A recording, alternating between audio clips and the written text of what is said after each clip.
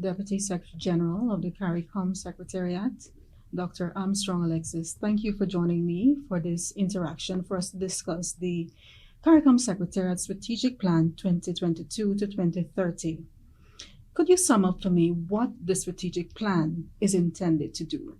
Good. Well, first of all, thanks for having me, and I want to start off by saying congratulations to all those who were involved in the finalization of the plan.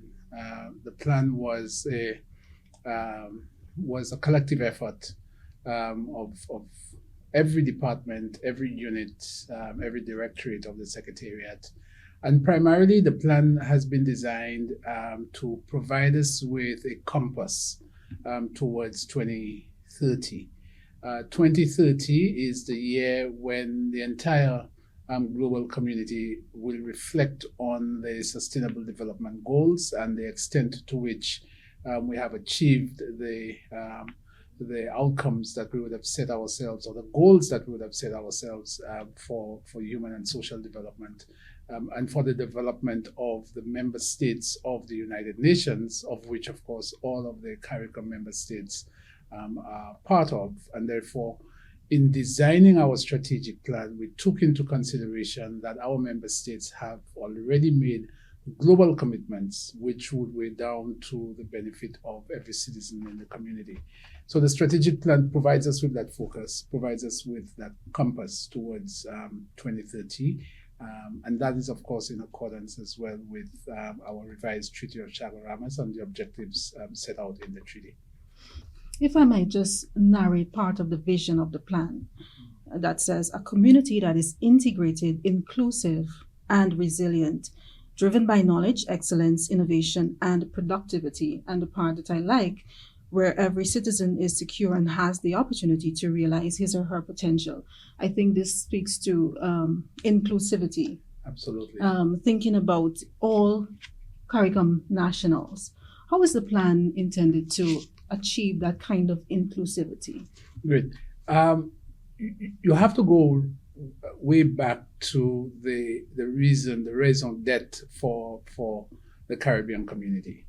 In 1973, when the original treaty was signed, the intention of the heads at that time was to ensure that we had a society that was inclusive, a society that left no one behind.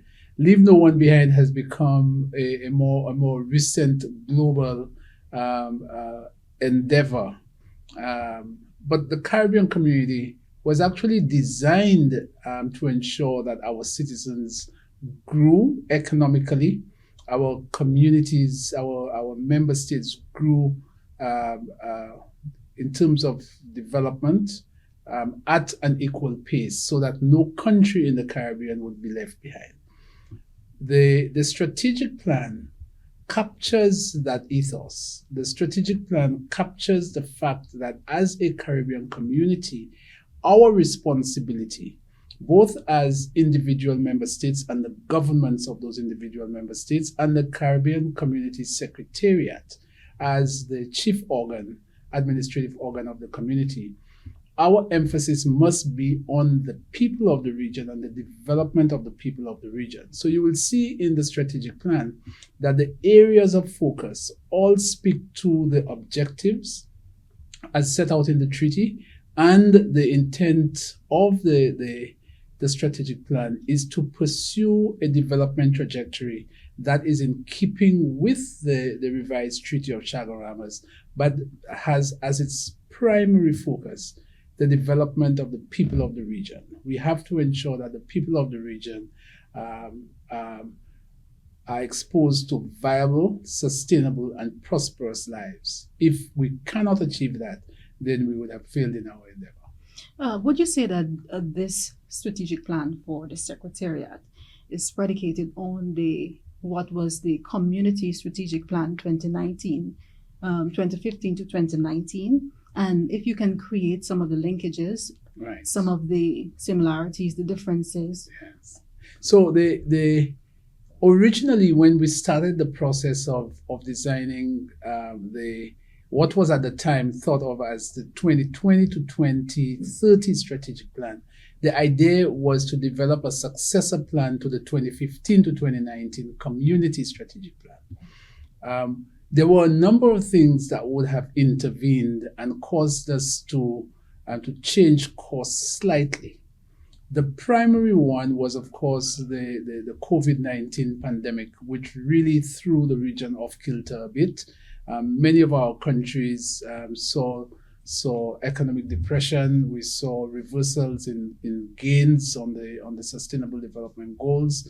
We experienced a lot of regression in a number of areas. High unemployment, increased deficits, low GDP growth, etc., etc. And all of these affected how the Caribbean was to regroup and to move forward. During that period, there was also a change in the senior leadership of the CARICOM Secretariat. A new Secretary General, a new Deputy Secretary General, three new Assistant Secretaries General. There were some changes in government. There were quite a number of those changes taking place simultaneously. There was also the commencement of the review of the regional institutions. We have 19 regional institutions that all form part of the Caribbean community. And those regional institutions were being, there was a revision taking place, or at least a study to consider the revision of those regional institutions. And with all of that work taking place, it was felt, particularly by the leadership of the Secretariat, that we needed to do some introspection first and foremost. And in order for us to lead the charge on behalf of the community, we needed to have our act together. And the decision was therefore taken to focus first and foremost on a CARICOM Secretariat-Strategic Plan, bearing in mind, of course, that the Community Strategic Plan will ultimately be designed. The link, therefore, was that much of the consultation that would have taken place to determine the Community Strategic Plan was therefore utilized, and the elements of the consultation which related to the work of the Secretariat was taken on board in determining the way forward for the Secretariat. So that link is there. We do intend at the end of the intervention on the review of the regional institutions, we do intend to return to the CARICOM Community Strategic Plan, and that process will be enriched by the fact that the Secretariat has determined its areas of focus where it can provide greater guidance to the rest of the community. If we can elaborate on the collaboration that took place in the design stage of the plan, could you expound on that, please? Yes. So whilst the plan, the 2015-2019 plan was being executed, at the end of that process, there was an evaluation of the Community Strategic Plan, and that revision that was done, that evaluation rather, that was done of the 2015-2019 plan, essentially indicated that we were moving in the right direction. And the revision requested that the community stays the course. And as a result of that, there were a number of the positives from the 2015-2019 plan that were taken on board to determine the trajectory for the next period. I should have mentioned that whilst we were looking at a 2020 to 2030 plan, because of the time lost with the suppression of activities during the COVID-19 pandemic, we really lost a bit of time in the planning process as well. And therefore, a decision was also made that the 2 years between 2020 and 2022, that the 2019 plan would have been the document that guided that period. And therefore, the decision was also taken. Realistically, we could not have introduced the 2020 plan in 2022. And therefore, the decision was taken to have the plan as the 2022 to 2030 strategic plan. So that plan was in fact approved by the 49th meeting of the Community Council in 2022. Okay. And let's talk about the strategic priorities. Yeah. What are the hallmarks the plan is built around? The plan is built around a number of hallmarks. For us as an organization, our strategic priority will be focused on people, technologies, and financial resource management. Without people, without attracting and retaining the right people in the Secretariat staff, we will not be able to deliver on our promises or on our mandates. We are in an era of technological advancements that behooves us to utilize the technologies for the development of the people of the region. So technology becomes an important element of what we do. We have our staff largely located at headquarters with one directorate in Barbados, but we extend our tentacles across the Caribbean, and the technologies ought to be utilized in order for us to reach the people of the region as efficiently, effectively, and in a timely manner as possible. And we are also going to focus on the studious use of scarce resources. The resources that we have available to us must be put to good use. We have to ensure that we meet the three, what I always refer to as the iron triangle of success. We have to be able to deliver on time. We have to be able to deliver within budget, and whatever we deliver must be in accordance with the plan and what we intended to achieve at the end of the day. So with those priority areas, that kind of focus is what we're driving. That focus is embedded in the 4 directorates of the Secretariat. And through those 4 directorates, the Directorate of Human and Social Development, the Directorate of the CARICOM Single Market and Trade, which is our directorate based in Barbados, the Directorate of Foreign and Community Relations, and the Directorate of Economic Development, Innovation, Integration and Innovation. So through those 4 directorates, we are able to articulate the contribution of the respective directorates towards fulfilling the objectives as laid out in the plan. Mm-hmm. I know the plan sets out the agenda that should be achieved by 2030.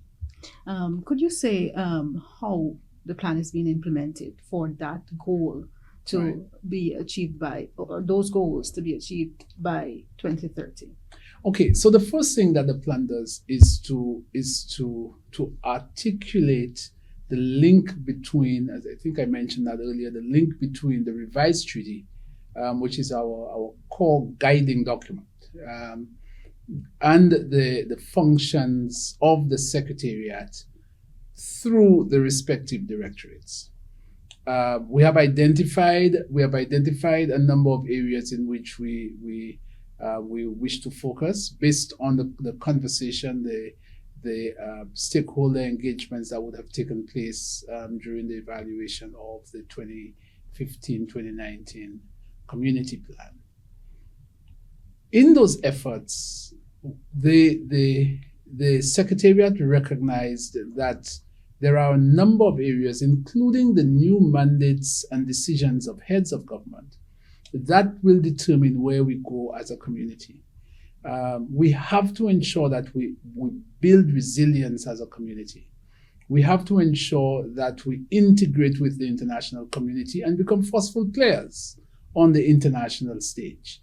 We have to ensure that we are able to satisfy the citizens of this community with effective education, health, proper management of the labor force, etc. We also have to build the community by focusing on an expansion of the community into the French and Dutch territories. There are a number of those territories that have indicated an interest in becoming associate members. So again, the compass that the plan provides us with is then provided with, which can be considered to be the skeleton as well, is then the contributions are then made by each of the directorates to provide the flesh that would then give the greater detail on an annual basis for the achievements of the plan. It's also important for us to understand that the plan is not an end in itself. Development, as we always say, development is not a destination; it's a journey. So we hope by 2030 and through the plan, what we have tried to do in designing the plan is to also articulate the kind of contribution that the Secretariat will make for the community that we wish to have by 2030. What kind of community do you want to be living in 2030? And the plan articulates how the Secretariat contributes to that. Mm-hmm. And I want to spend a bit of time about the relationship with the community, the regional institutions. You mentioned development partners. So how do you see that collaboration within the plan between the CARICOM Secretariat and the regional institutions? Most of the work that we do, from the policy perspective, there is a regional institution that deals with the technical aspect of the work that we do from a policy perspective. So, for example, the Caribbean community, because of the vulnerabilities that we're exposed to with the changing climate, there is the 5 Cs, the Caribbean Center for Climate Change, which is based in Belize. So whilst the Secretariat and the Secretary General in particular is engaged with member states and with the international community on conversations around climate change, much of the technical work on climate change is spearheaded and championed by the 5 Cs. A very pertinent example is how we dealt with the COVID pandemic. Whilst the Secretariat, again, would have been involved in a lot of the policy conversations around the COVID-19 pandemic, there was CAFA, which is based in Trinidad, that managed much of the technical aspects. We have the Caribbean Center for Renewable Energy and Energy Efficiency, which is based in Barbados. And we do quite a bit of substantive engagement on the policy front in the area of renewable energy, but the technical work is done by CICRI. And I can go on and on. CDIMA with disaster management and preparation for disasters. We have the Caribbean Development Fund that supports the mobilization of resources for development in the region. We have a number, as I mentioned, 19 regional institutions, and many of them, they would carry the technical burden, whilst the Secretariat manages the policy and works with heads of governments and the various ministerial councils to ensure that the policy frameworks are determined, and that is done. The delivery of the results is in collaboration with the regional institutions, which is why the regional strategic plan therefore becomes important. Indeed.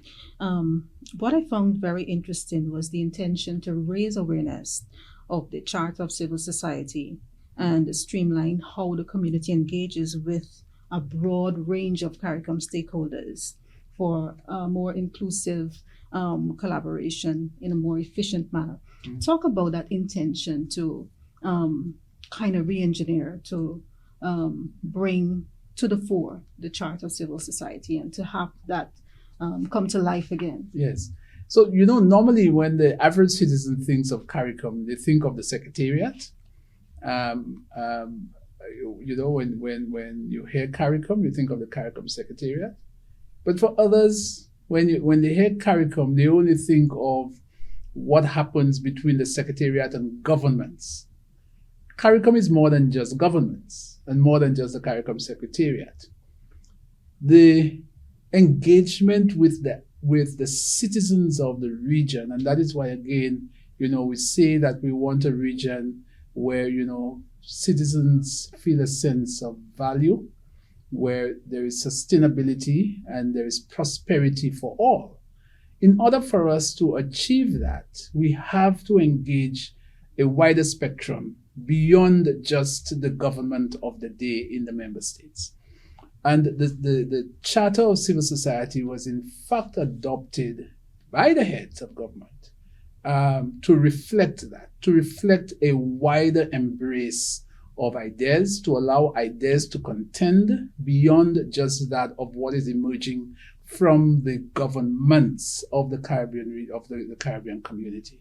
So the Charter of Civil Society is a construct that anticipates an involvement of civil society organizations in decision making within the community. And quite a bit of work has actually started. In the Office of the Secretary General, we now have a colleague who is going through the Charter to determine how best to